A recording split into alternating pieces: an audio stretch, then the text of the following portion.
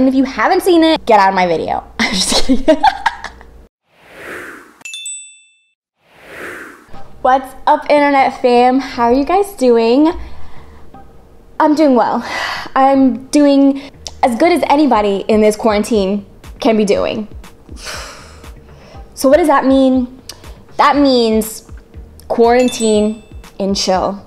You know it. I mean, there's nothing else to do, honestly. I have been brushing up on some of my lesbian movies.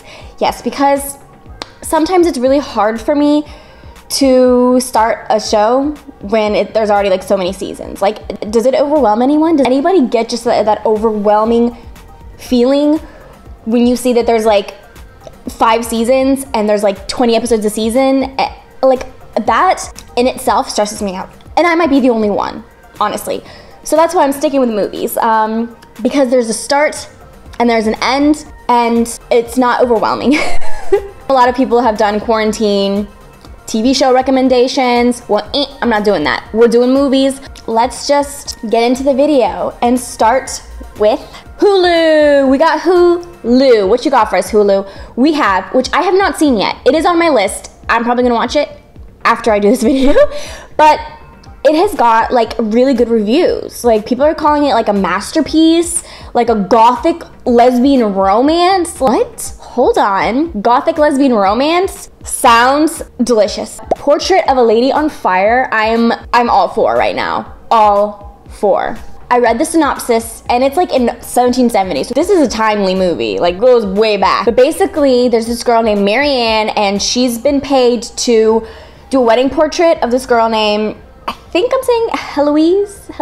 I think it's Heloise, something like that. She's a young woman who just left the convent, and I guess she's a reluctant bride.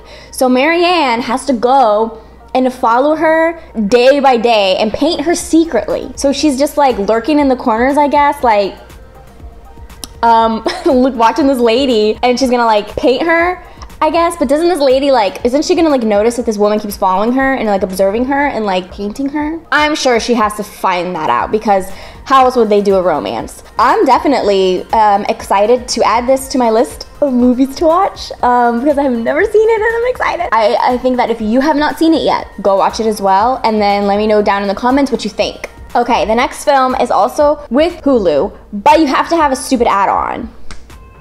Like, really? I think it was a couple videos ago that I mentioned this movie and I said I hadn't seen it. Well, I watched it now, because somebody in the comments was like, you really need to see it. The Miseducation of Cameron Post. Basically, it's set in 1993 in high school, and this girl, parents die, right? So she's like an orphan now. She has to go to a gay conversion therapy after she's caught with the cheerleader. Luckily, my parents didn't care. But that's rough. A gay conversion therapy, like, woo, okay. It's just a good film, and it's sad too. I feel like you're gonna have a lot of feelings in it. It's gonna take you on like this roller coaster of emotion. So if you wanna ride a roller coaster, watch The Miseducation of Cameron Post. Okay, next we have some Amazon goodies for you. First one is Disobedience. This wasn't my favorite movie per se.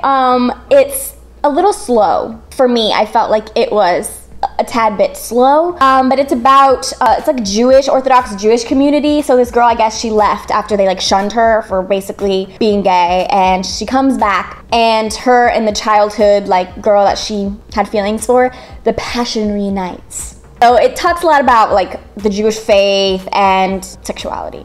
They share some good kisses, like Rachel Weisz and what's her name? Rachel McAdams. They spicy. Like, they get down with those in that kiss, man. They get down. So I mean, if you want to watch it just for the kiss, I mean, go for it, because I mean, they did it. Like, they went in with that kiss. I would definitely give it a watch too, just for the kiss.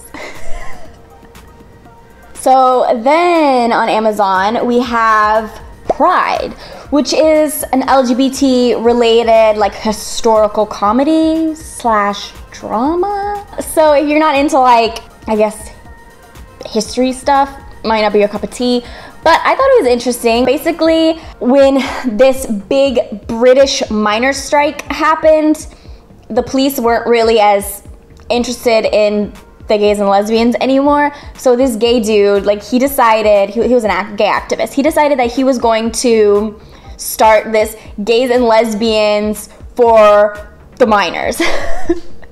Yeah, so all the gays and lesbians like united and came together to support the miners. They faced some interesting things because some of the miners some of the mining community didn't want to associate with them because they were gay.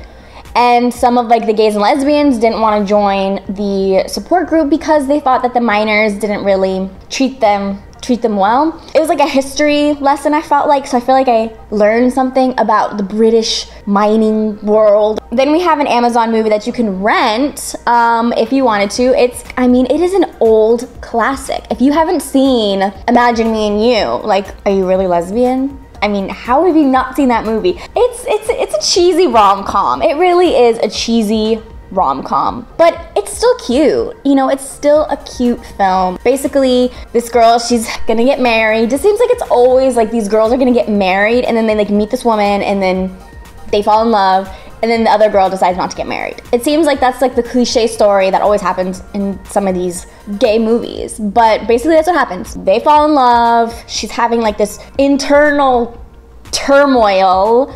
But you know, it's still a cute little rom-com. You have to see it if you haven't seen it. If you haven't seen Imagine Me and You, it's a lesbian rite of passage. You have to watch it. Then I searched everywhere on all the platforms and they don't have this movie and I'm livid because it is my ultimate lesbian favorite movie. My absolute favorite, and they don't have it. I mean, the only way you can watch it is on Amazon if you buy it for like $7.99, which I guess isn't too bad. But why is it not on any of the streaming services? It's the best lesbian movie ever. And if you haven't seen it, get out of my video. I'm just kidding. I'm just kidding. I'm just kidding. But it's Carol. Carol. It's the best movie ever. Okay, so it's based on Patricia Highsmith's A Price of Salt. Love it, love it, love it. It's back in like the 1950s, which I love. So like the style is gorgeous. The music, everything is gorgeous about this movie. I love it. And it's got Cate Blanchett in it. Do you need any more? Do you need another reason to watch this movie? No, you don't, because Cate Blanchett is babe. You don't need another reason. Go watch Carol. I saw it 3 times in the theaters. That's how much I liked it. Now we've come to some Netflix films. If you haven't seen this movie, I think this was one of the first lesbian films that I saw. It was Loving Annabelle. I mean, have you seen Loving Annabelle? It's an interesting film. It's about this it's like in Catholic school again. A lot of these I feel like they have something to do with Catholic schools. I was raised Catholic and I went to Catholic school my entire life. So she goes to this Catholic school and she likes her teacher. So yeah, I mean, it's just one of those movies that you have to see too if you're a lesbian. It was the first lesbian movie I ever watched. It's on Netflix, so go watch it. It might be a little cringy at moments because, you know, she's the teacher and she's a student. But yeah, I think it's worth a view if you haven't seen Loving Annabelle. I mean, if you're like me and you like a good psychological thriller, then I threw this movie into the mix. It does have lesbian themes in it, but it is one of those typical lesbian movies where you're like, duh, I knew this was gonna happen. Like, portrays us lesbians as crazy, stalker-ish type. But it's still a good psychological thriller. I mean, yeah, I like psychological thrillers. I mean, not all people are good. You know, there's movies about straight people being bad, straight people being good.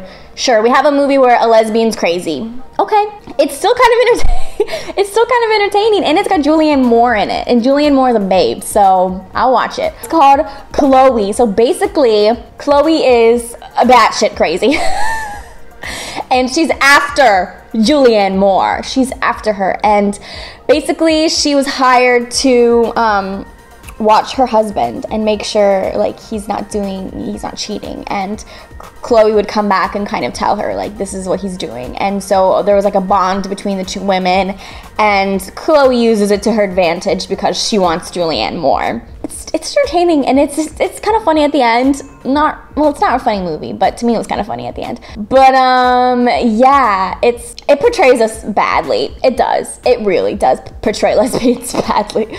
But yeah, I still enjoyed the film. I don't know why. I still enjoyed the film. And, you know, there's lesbians in it and they kiss, so I'll watch it.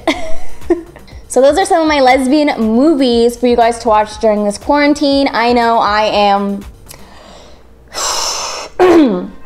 struggling a little bit through this. Let me know down below what lesbian movies I missed that you really love. Maybe I haven't seen them and I should see them. Let me know down below.